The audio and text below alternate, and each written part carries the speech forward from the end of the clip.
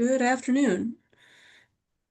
This is Mel Corbage. It is exactly 2 o'clock. We are going to wait a couple minutes before we really get started. Jyoti, I see that you're on. Do you want to do a quick audio check? Sure. Can you hear me well? Yep, coming in great. All right.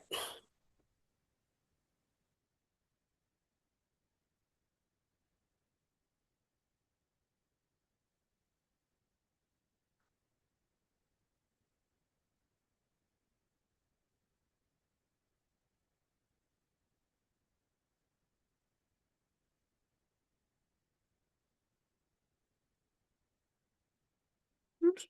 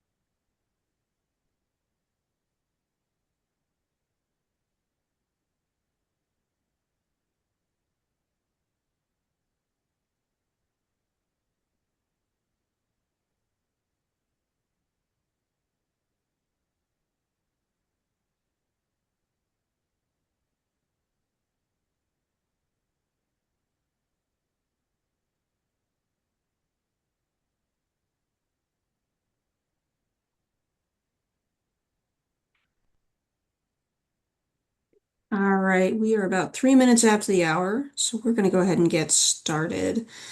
Again, this is Mel Corbage with APHL. Welcome to the April edition of the APHL Rhapsody User Group meeting. We have officially entered mud season here in Massachusetts. I hope the rest of you are having a good start to spring as well. Today's call, we've got some announcements and questions and a jurisdiction round robin. Anyone who has any issues, concerns, conundrums, or really something exciting that they want to share is welcome to participate as part of the round robin. We've actually got a couple of questions from your peers that I'm going to put forth and see if anyone can help them out with some tools or templates that you've already got and you're willing to share. Then we've got Jyoti Kondamuri set up to present on a proof of concept that she's been involved with and that she presented at the HIMSS Interoperability Showcase last month. And that's around chronic disease reporting using Rhapsody as one of the components. And that's for a bulk fire send for COPD. And then we'll open it up for some discussion, and that is our call today. So, first up, a couple of announcements. This is actually going to be, I think, the last call for a couple of months, and that's because looking ahead at our calendar, first week of May, we'll be running into the APHL conference that's taking place in Baltimore. It's going to be a really great time, a lot of awesome laboratory science, and at least I think at least three informatics sessions that I'm aware of, and possibly more. So I hope folks are going to be able to join for that. And then the first week of June, we've got the CSTE conference that's in Boston. So I know a lot of you will be trying to attend that. And then after that, we've got the 4th of July holiday. So we're going to be taking a little bit of a hiatus. Our next meeting after today is going to be in August. So I'm going to send you an updated calendar invite a little bit later today to extend this series. We've got some fun topics, hopefully, that we're looking at presenting on in late summer and into the fall. We've got things like data warehouses, enterprise level data management, if you're new to implementing Rhapsody, what that kind of looks like, or if you're transitioning from one integration engine to another. So lots of fun topics. And if you have other ideas about what you'd like to hear about on this meeting, as always, please reach out to me. I would love to hear more ideas and get more, public health informatics teams on here to talk about the fun work that they're doing. Okay, so we did have a couple of inquiries come in over the last week or two that I wanted to bring to this group. I'm hoping you guys can help out. First, does anyone have uh, any familiarity with the compliance monitoring data portal? This is something that is used to report water testing data to EPA, specifically the Department of Environmental Quality. We have one of your peers that's looking to see if they can use Rhapsody to report to the CMDP, and they'd like to know if anyone else has had this experience. So I'm going to pause and see if anyone on the call is familiar with CMDP or has used Rhapsody in this capacity.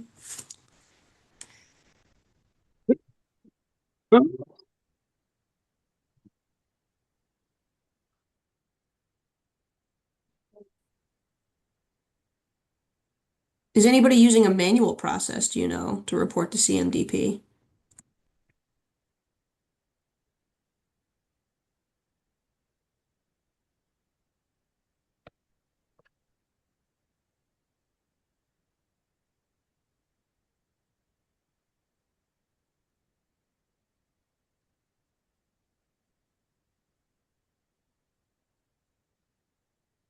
Nothing in chat either. All right. Well, if you can check with your colleagues as well, and if there is anyone with that experience or with the interest of, being able to do this, there may be a cohort trying to get ready to do something similar. So may as well work together. And then we have another colleague, a public health lab, is hoping to upgrade their flip feed to HL7251, and they're looking for a head start on that. If any of you have a Rhapsody flip definition file that you would be willing to share, this public health lab would be very appreciative.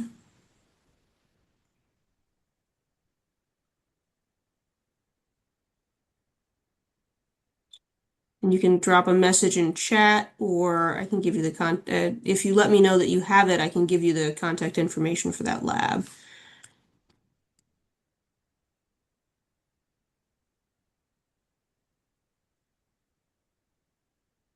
All right, it's been pretty quiet so far, so I'm hoping that we will have a couple of folks on the call that are willing to share news, what's going on in your jurisdictions. If you have other challenges that you want to raise, tools that you might need, templates, something exciting that you've just managed to, put into production or what have you, totally open.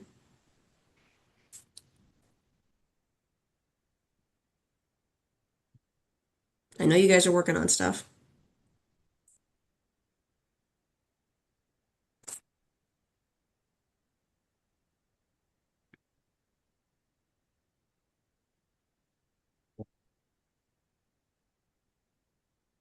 Again, we're not meeting for 3 months. This is your last chance to take advantage of having a lot of other Rhapsody nerds on the call. So if there's anything that you'd like to uh, share, please do so.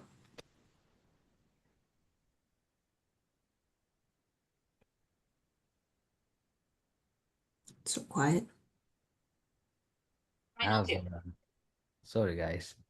I have a question I wanted to ask basically just to see if someone was still doing the NTDS National Trauma Data Registry in Rhapsody. So I'm sorry, that's the National Trauma Data Registry, which is Data Registry. yeah, NTDS. It is so what we are trying to do is it's still in the process trying to get a CSV which is piped and file to Rhapsody and map it to XML and send it to several hospitals. Um, and I've seen some information online from uh, Idaho, I think, or Indiana, but I don't know if they use Rhapsody or not. Um,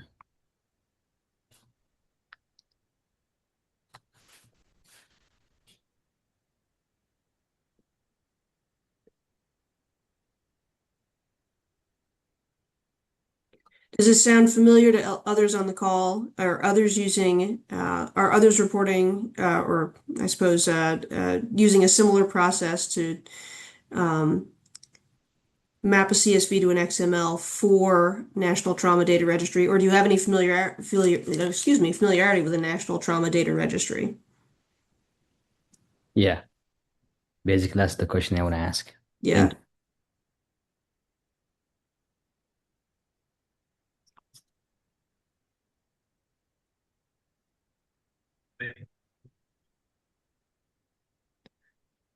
We may have some folks on from Idaho. Not sure about Indiana. I do know that Idaho does use Rhapsody, but I don't know if they're using it in this capacity.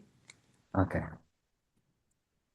Hey, this is David Carnazzo on CH Atlanta, part of Montana. I have a question, straightforward on this. So the CSV is simple. Do you have the XML or XSD Yeah, yeah. necessary? So we do have the XSD, which will be used for output definition in Rhapsody. And I've created the input definition, was just trying to see if yeah, if somebody's doing it. But yeah, you're right. We do have that, the XSD definition, even the or a data dictionary. Oh, you're looking for a data dictionary for how to map. Okay. I don't have that. No, no, no. We do have that data, the schema. Okay. We're just trying to see if you have this implemented in Rhapsody, mapped from CSV. It doesn't matter if it's comma separated or pipe delimited. I just want to see, how it came about in Rhapsody and how it's, going for you if you guys have that implemented. So we do something similar, but not for that registry. That's where I'm trying to go with that. And if you want to reach out to me, just Sure. David dot Carnazzo, Carnazzo at mt.gov. And I can talk you through a bunch of that. Give me a I second. think you might find that it's not as hard as you think. Yeah, I think, you know, you're right. Give me a second. Let me put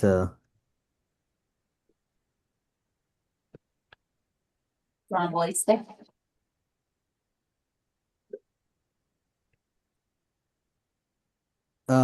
what was the contact information you said? Sorry. Can you hear me? Yep, we can hear you. I've got David's contact info. I can drop it directly to you here in a minute. Oh, good. Thank you so much. Thank you, David. So we've Yeah. got another question from Tracy in Oregon in the chat. Interested to know if other jurisdictions are using the cloud version of Rhapsody. I know we had um, a presentation on that a couple of months ago, and I think I know of at least one Virginia. jurisdiction. Is it Hmm? Virginia? I believe Fairfax Yes. County Oh, yeah. specifically. Yeah.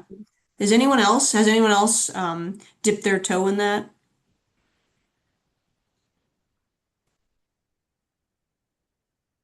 Are you guys looking into it?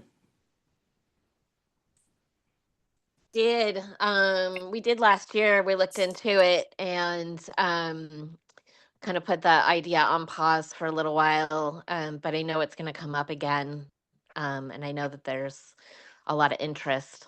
It would be a pretty big move for us. We have just one instance of Rhapsody for all of public health. So, Yeah. yeah.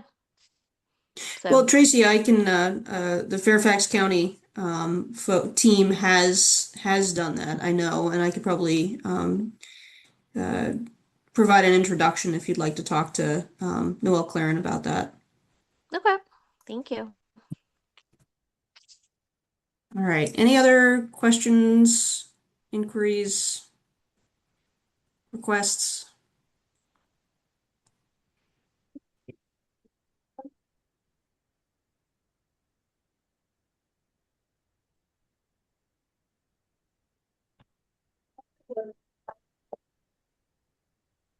Tennessee sounds like they might be moving to the cloud. Very interesting. Thank you. Looking forward to hearing how that goes. All right. So, a couple updates, Rhapsody related here. First up, the Rhapsody 7.8 release came out the 26th of March. I will drop that link in the chat to what's new. Sean couldn't be with us today, but there are some notes around what exactly is contained in the new release. And then the other update was about the developer conference that is scheduled for this October in Boston. And I believe there may be some training that's going to be offered as part of that conference. Debbie, are you on? Did you want to talk just a minute about the Connect conference?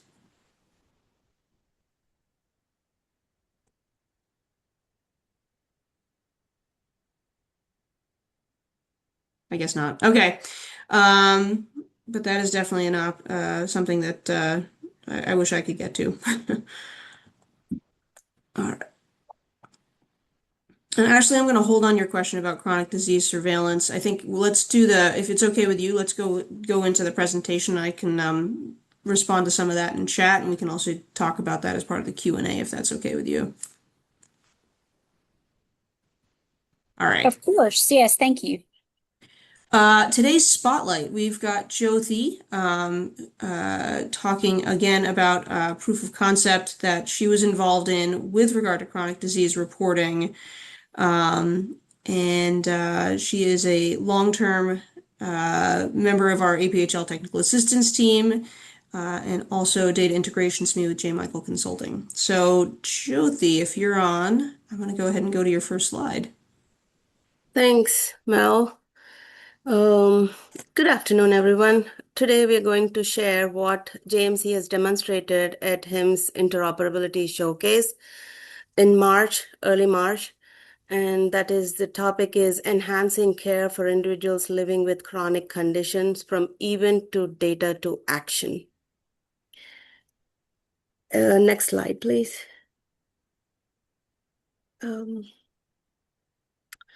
For this demonstration, we partnered with Electronic Health Record System, EPIC, Emergency Medical Services System, Image Trend, Home Monitoring, SRH.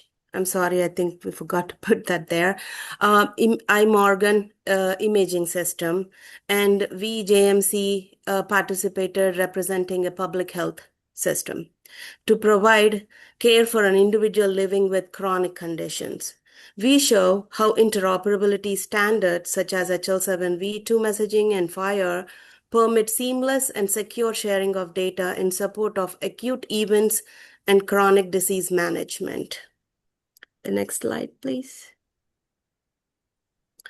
This demonstration shows how the data flows when an acute event occurs, how emergency system is an integral part of the broader healthcare ecosystem, how it supports and enhances hospital operations when the patient gets admitted to the hospital, the importance of an interoperable electronic health record system to provide longitudinal care coordination across the care community continuum, the integration of home monitoring device data and outcomes with the patient record, and the way that clinical data can inform public health operations. How all this, there's so much of data in each and every point of patient care here, and how this integrated data is eventually used by public health program. For today's demonstration, we will be focusing on public health side of things. Next slide, please. So in this demonstration of our chronic bridge tool, JMC is representing a public health program that has partnered with a healthcare provider to enable secure standards-based data exchange with their chronic condition registry. So we are integrating with Epic System, and they have set up a chronic condition registry, which is a rules-based engine. If the patients are identified to have any chronic conditions, those patients will be listed in that registry. Using a public health FHIR client built on Rhapsody, we initiate a scheduled and secure bulk FHIR export to retrieve population level data. The steps include a secure connection to the EHR system, export initiation process, status polling, and file retrieval. And we are going to see that in Rhapsody in a minute. Once the export process is complete, the public health system has access to relevant structured data for all the COPD patients, and it is periodically queried. Bulk export is initiated to the EHR system, and the data is retrieved. And this data includes demographics, clinical observations, diagnosis, encounters, and appropriate social history information. So I am going to take the screen share and then show the Rhapsody piece of it.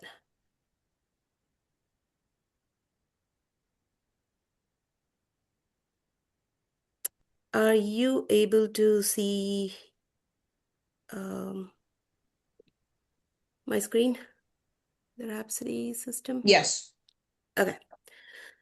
So here, as defined earlier, the bulk export process is done in 4 steps. First is establishing a secure connection. So we establish it like it's a periodically we can schedule to initiate this bulk export process from the public health system. It could be monthly, weekly, or like whichever is required.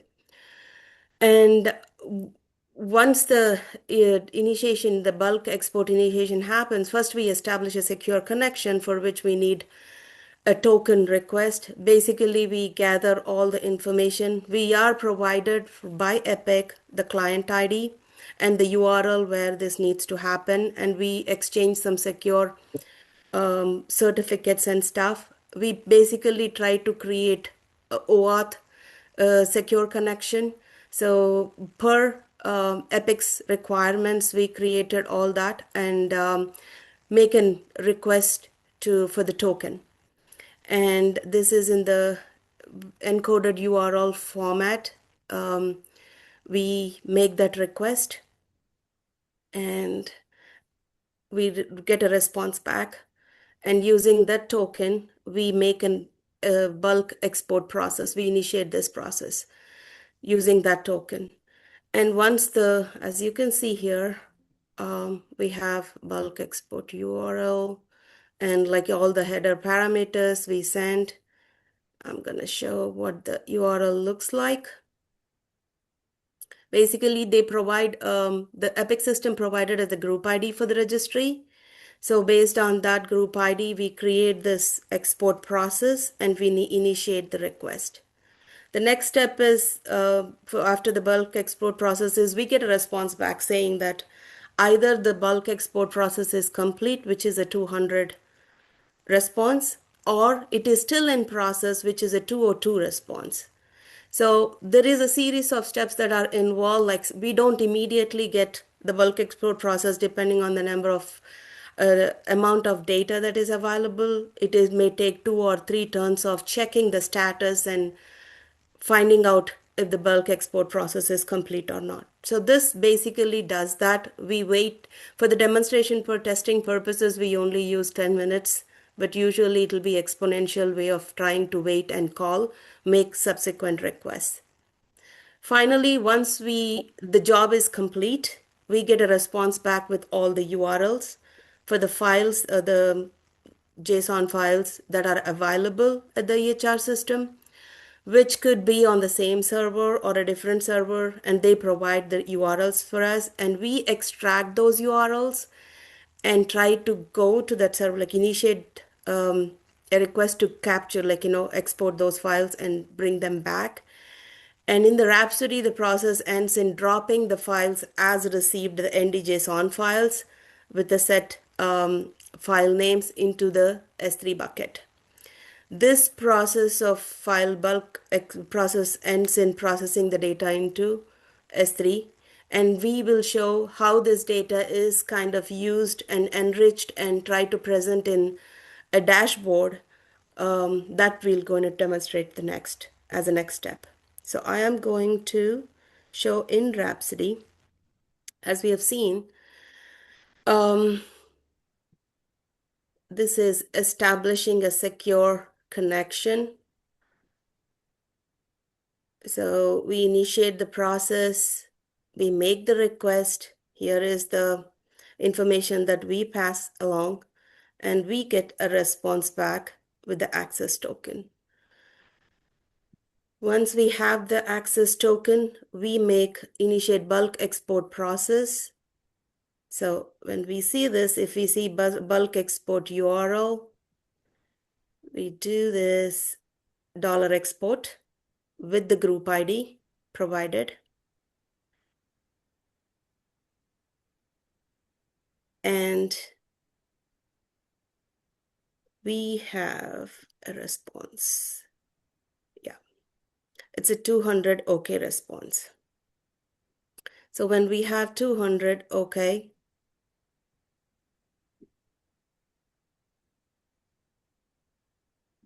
bulk request.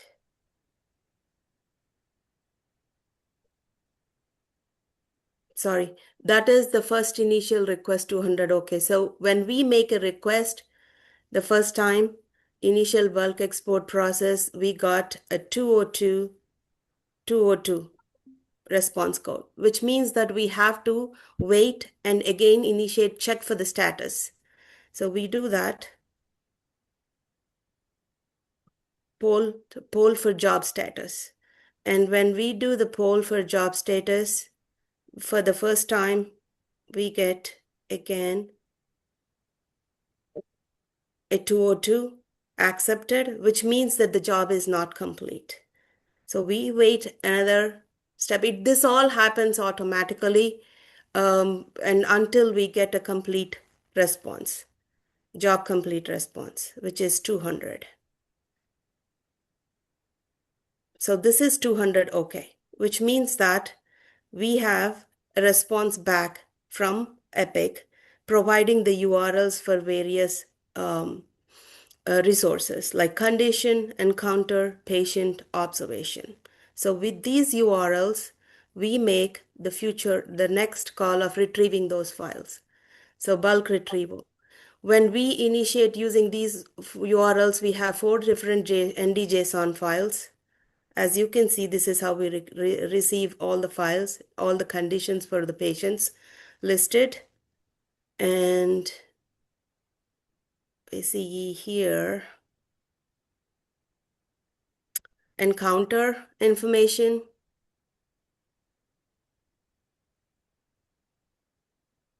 patients, and observation.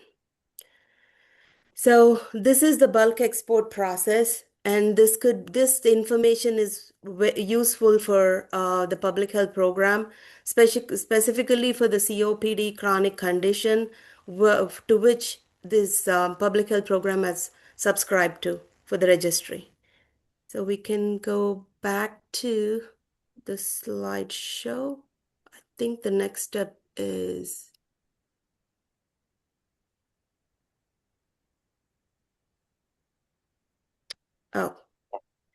the JMC chronic bridge. So now what we have seen is interoperability provided us with the data from the hospital or the acute event, whatever the information was available in the EHR system, we have it. But the impact comes from integration and enrichment, transforming it into actionable insights for public health staff, supporting proactive chronic disease surveillance, care coordination, program planning, and population health management. So what we have done is we have not just ingested bulk fire data in isolation from the EHR system. We combined it with other data such as lab reports, electronic case reports, claims data, and critically social determinants of health data from other partners. Public health has access to all this information via ECRs, ELRs, and other means. And this data we have matched at individual level using privacy preserving record linkage. So now we're going to look at the chronic bridge dashboard that Rishi, my colleague, has worked on. He has put a lot of work in building these dashboards.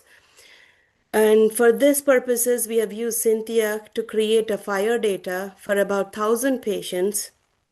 And we have seeded the values like, to have the geographic location of Nevada, because the HIMSS was happening in Nevada. We chose that for no other reason. And the dashboard represents the data exported from bulk fire also, and combined with all other data that we have existing and like assumed to be provided by electronic case reports and ELRs at the public health.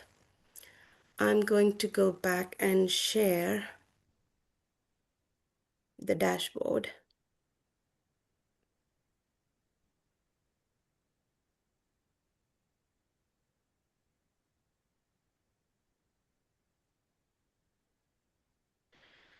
So this is the dashboard that we have, and this dashboard is provided in terms of like, based on the role based. For example, leadership, what the leadership in the public health would want to see of this data that is available at the public health now. And for epi and analytics, like, what kind of data can be is epi interested in. For example, the geographic distribution of COPD patients.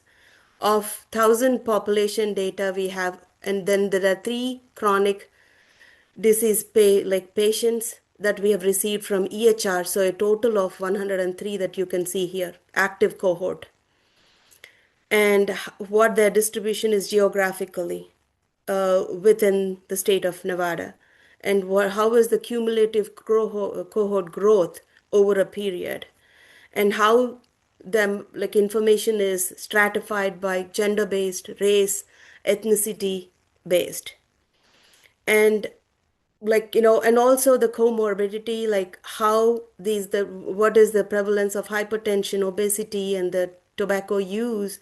All this other information that we have available, how this could be in the real time, near real time, could be presented to the respective roles within the public health. And interoperability, it shows overall conformance, and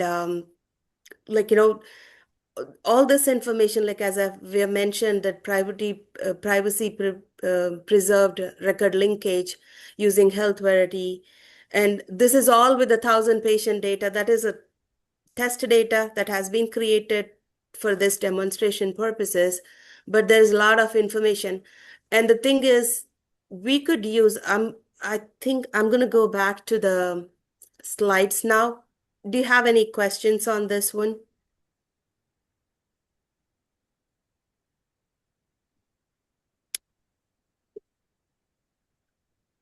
All right, then. Mel, do you want to go to the last slide? Or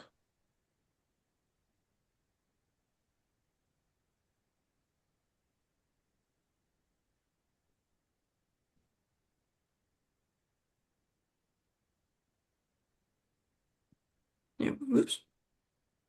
There we go. Yeah. So basically, the main the acute event that happened for the patient Beth that we have identified for this demo purposes, this picture depicts the entire story that we have seen here. How Beth had an acute event and she has been diagnosed with COPD and receives treatment at the hospital and then recommended for the home care, and how all that information is electronically transferred and transmitted to the EHR system. And it's a near real time data, and how public health system by registering to these registries. And now we have seen for the chronic condition registry, but this could be applied to any kind of surveillance, any kind of diseases, or it is reusable Mm. depending on what we want the data for. And so public health has access to this data. They could be demonstrated how this secure connection is established and how data can be retrieved using Rhapsody. And then how the data is presented, what information we have retrieved from the EHR system, and how the data is enriched and presented for different um, people within the public health program, like APs and the leadership, and how AI is used in order to generate all this good information, and what is the impact end of the day. Based on this information, public health can do some, like, programs for the concentrated areas in the geographic, like, where they see it, like tobacco cessation programs and pulmonary rehab centers, and thus helping reduce the ED visits. And finally, the value of how we can reuse the same exact framework for various use cases. So that is the end of our presentation. Any questions?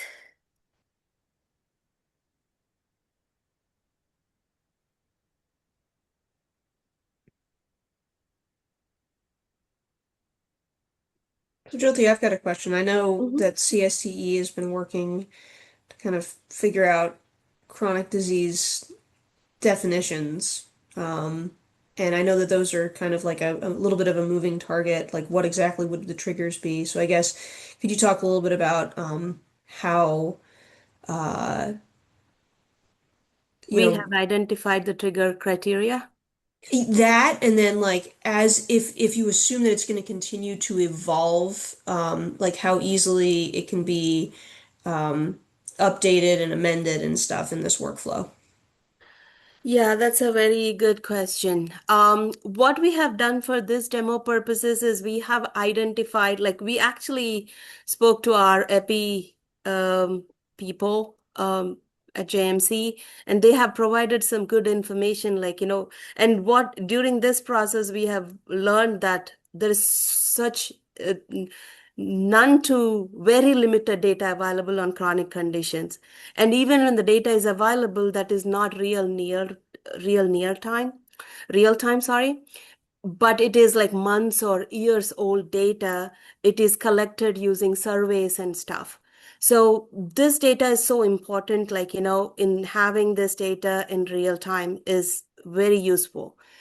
And for this purposes, we have identified the conditions, like some Loink and SNOMED codes we have provided for hypertension, and COPD diagnosis codes.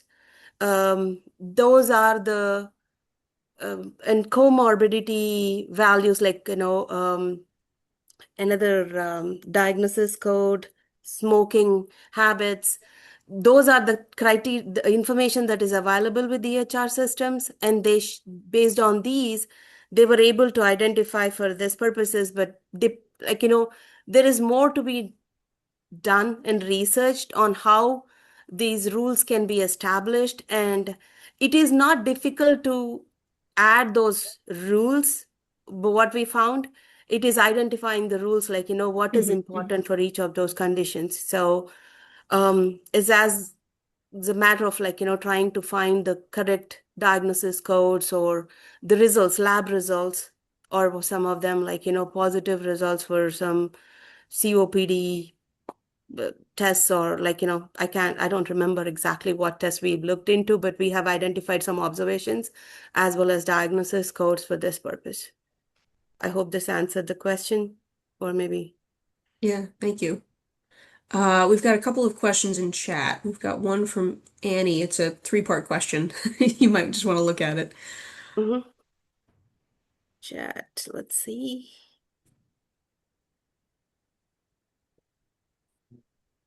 Annie, okay. Are you using underscore type parameter and export call to limit the data? We haven't used the underscore type because for the test purposes, we only used one patient and they have defined within the scope like what they are going to provide. So the test data for us only had limited uh, information. But yes, we could use the type in order to restrict like what kind of observations and conditions. We have used that for the previous, like, testing purposes and all, but for this demonstration, we haven't used it. Is Rhapsody validating the incoming data against?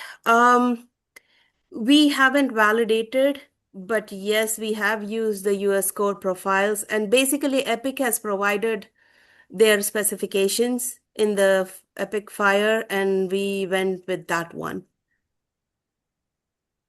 The other data that you combining, such as Department ELR, ECR, is in HL7V2 or Fire format. We used Fire data for this purposes. We created using Cynthia some Fire resources, but uh, it is very easy for us to have. We use the data as received, like, NDJSON files. We haven't normalized the data into database tables and, like, try to extract the data. Nothing has happened.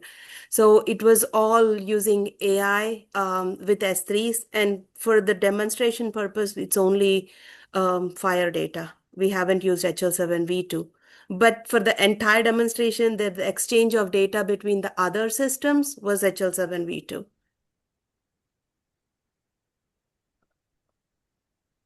Any other questions?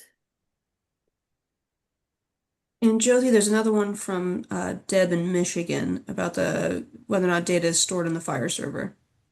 Yeah, data you have stored in a Fire server, how do you integrate all of the data from the different use cases?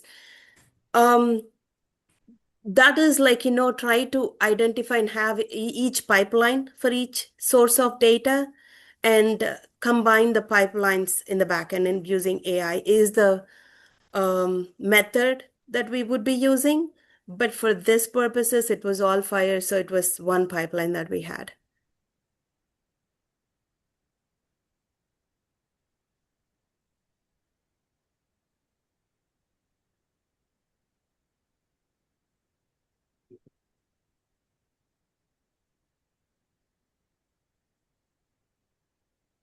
Hi, Jyoti. Can I ask some question? Sure. Yeah. So when you say bulk import export, right? So what is the size of the limit? Do you limit anything? And then also for any individual failure or is sending back the hack with error message, just for knowledge purpose, man. We haven't, that's a very good question. We haven't implemented error handling, but we definitely could get some 400s and stuff during the process of connectivity and receiving.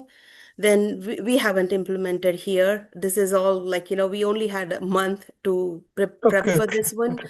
So, and yes, we will in the real time, like we will have error handling in there depending on how the 400s are handled and 500s are handled and stuff. Okay, And thanks, I man. thought you had another question. Sorry, I missed it. Only this question. Like, Okay. what is the volume of the, like when you're Oh, sending the volume, volume? because it's the whole entire demonstration that we did was for 1 hour. Our piece was only 5 minutes. So we didn't have much data to play with or do the stress testing and all, anything for this one. So I think the same data has been repeated. Like we were presenting this every hour, every 2 hours, I think, during the HIMSS conference. So they created 5 patients for us. Epic created, so it's very low. But there is no, like when we checked with Epic system, if what is the criteria or is there a limit for the amount of like volume of data, they said it is like, they since um, it is a scheduled basis and they can limit to the number of like, for proper like networking level, not to have networking level issues or whatever, they could limit the number of patients within the group and the next set can be retrieved with the next bulk export and process and Okay. stuff. Yeah. Thanks, Jyoti, for answering. Thank you.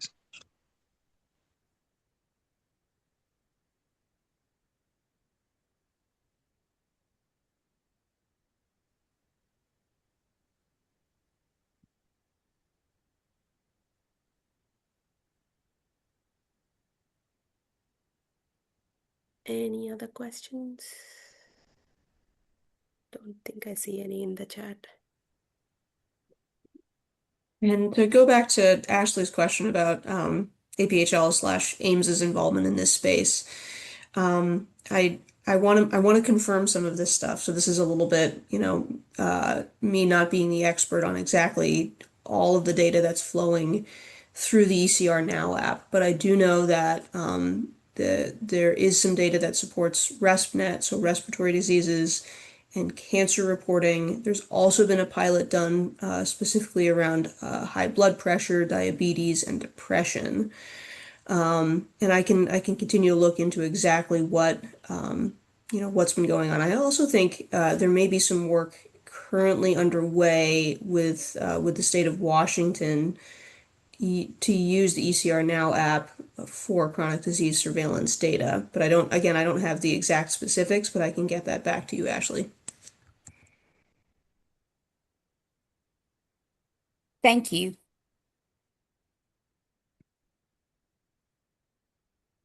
All right, do we have other questions for Jyoti?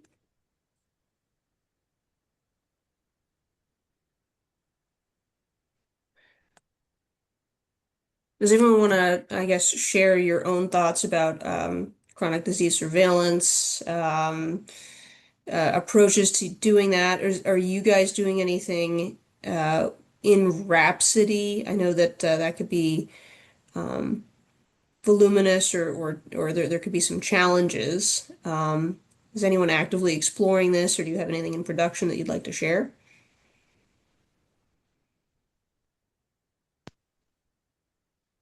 Or maybe some of the challenges, the roadblocks that you're looking at? Hi, this is Robbie from Washington State. I have a question for Jyoti and also anyone from her team at JMC. So regarding the use of Rhapsody together with the Fire server, do you think there is any additional advantage, or have you come across any use case where there has been any additional advantage of using Rhapsody in between two APIs? While API integration, direct integration would probably work, but at the same time, is there anything else that Rhapsody could provide a value in? In terms of the volume or anything else. The question also pertains to terminology, although there is a terminology service that comes out of the box with some Fire servers. I'm just trying to do some research in the context of the Fire server used in Washington State, which is 8-box, and it supports the terminology service. But I just wanted to see if there's any thing that you have come across based on your experience of working with the data sets and the use case that you had presented upon, and that, by the way, was really great. I was really intrigued by that. A really great job. Thanks, Ravi. I definitely see there is advantage of having a Rhapsody in front of the Fire server, for that being we have reviewed, I think, during earlier sessions, Fire Facade, some systems, not every system is Fire capable. Sometimes we have data, non-Fire data. If we have to interface that data into the Fire Yeah. server, then definitely we need some kind of an integration or transformation that needs to happen before feeding that data into the fire server or retrieving and sending. Even when we retrieve the fire data, not every system is able to consume that in fire format. Yeah, but if you're integrating with a Fire API, Mm-hmm. and in that case, the source and destination both are Fire APIs, then I mean, is there any value to have a Rhapsody in between? Um, They are, I mean, in based on our interoperability projects that we worked on, we use Rhapsody not just for as a transport mechanism, but we do some lot of error handling and stuff. Mm-hmm. And like, for automating the processes and error handling, and it's very handy. Like for example, if we identify some issues and errors, we can automatically send notification to the right Yeah, people so we can handle those. That maintenance is very useful for for the interoperability projects. yeah, yeah. I mean, yeah, error handling is also something that we have considered as a. And the dashboards, if you have access to this data using, even if external systems or if there are some kind of a third party tools that we have to interface and capture like some kind of additional information or something, that would be good as well if we have to enrich the data. Yeah, yeah. I think that's a good use case. And yeah, enrichment and diverting to dashboards. Yes, thank you.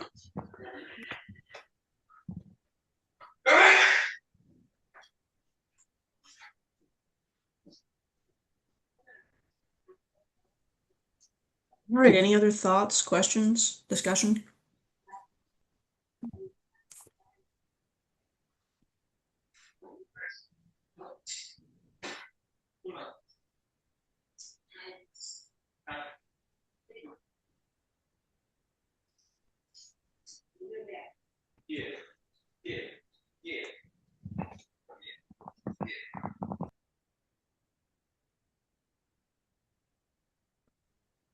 All right, well, not hearing any, I'm going to go ahead and close us out for today. I want to thank Jyoti very much for coming on and talking about this project, and for everybody for contributing to the interesting discussion for today. This again is our last call for a couple of months. You'll receive an updated invite shortly that will restart us the first week of August. So everyone have a couple of great rest of your spring and into the summer, and we will be in touch again shortly. Thank you. Thank you. Bye. Thank you, guys.